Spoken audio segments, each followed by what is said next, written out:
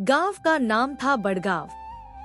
यह गांव बाहर से शांत और साधारण लगता था, लेकिन चारों तरफ फैले जंगल और पुराने खंडहरों में एक ऐसा राज छिपा था जिसे जानने से ही लोग कांप उठते थे।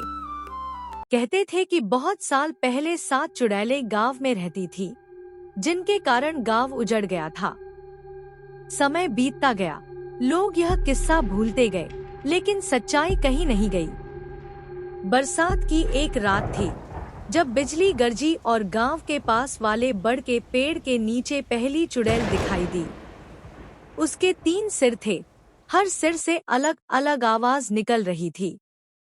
वह हंसते हुए बोली, हम लौट आए हैं, अब यह गांव हमारा है। गांव वाले डरकर अपने घरों में छिप गए।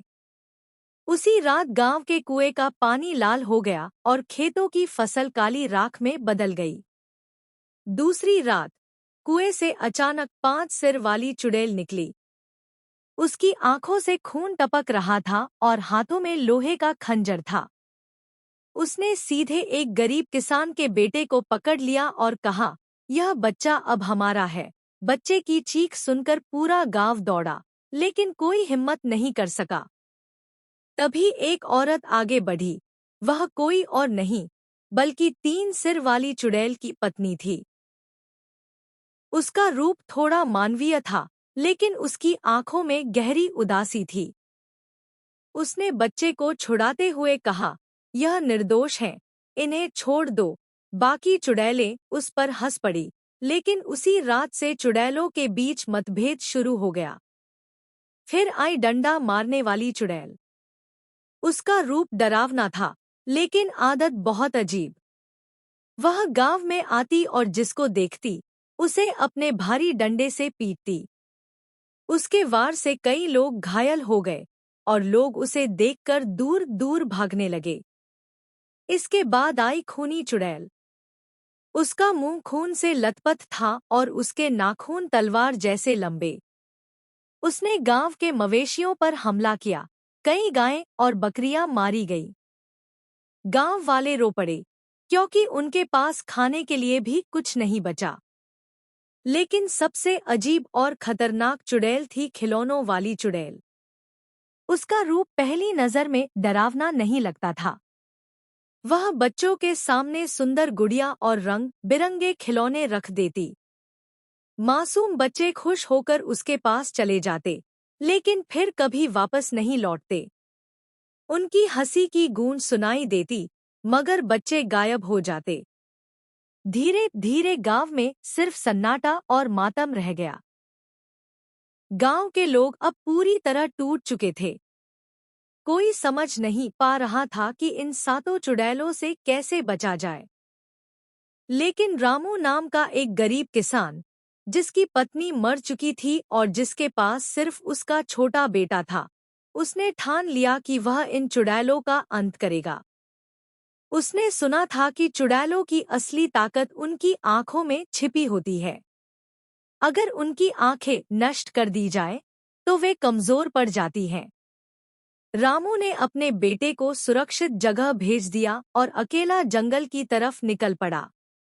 उसने रात भर पूजा की, माँ दुर्गा का आह्वान किया और एक लोहे की तलवार लेकर 7 चुड़ैलों का सामना करने पहुंचा। पहली चुड़ैल, 3 सिर वाली, उसके सामने आई। उसकी तीनों आवाजें गूंज रही थी। रामू ने पूरी ताकत से उसकी आंखों पर वार किया और उसके 2 सिर जल उठे। वह चीखती हुई अंधेरे में भाग गई। 5 सिर वाली चुड़ैल गुस्से से कांपते हुए आई, लेकिन तभी उसकी साथी, 3 सिर वाली चुड़ैल की पत्नी, सामने खड़ी हो गई। उसने रामू से कहा, मैं तुम्हारी मदद करूंगी, क्योंकि ये चुड़ैलें सिर्फ विनाश चाहती हैं। रामू और वह चुड़ैल साथ मिलकर बाकी चुड़ैलों से लड़े।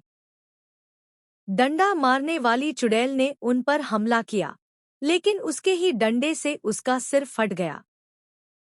खूनी चुड़ैल ने झपट्टा मारा, मगर रामू की तलवार उसकी आंखों में घुस गई। खिलौनों वाली चुड़ैल ने बच्चों की आवाज से रामू को बहकाने की कोशिश की, लेकिन तभी उसकी असली शक्ल सामने आई और वह राख में बदल गई। आखिरकार बची सिर्फ 5 सिर वाली चुड़ैल।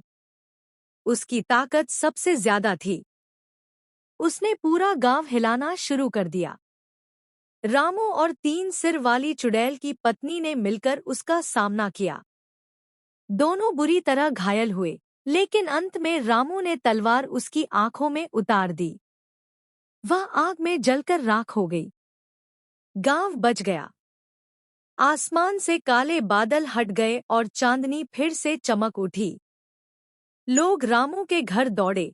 उसका बेटा उसे गले लगाकर रो पड़ा। 3 सिर वाली चुड़ैल की पत्नी, जिसने इंसानियत दिखाई थी, धीरे धीरे धुएं में बदल गई और आकाश में विलीन हो गई।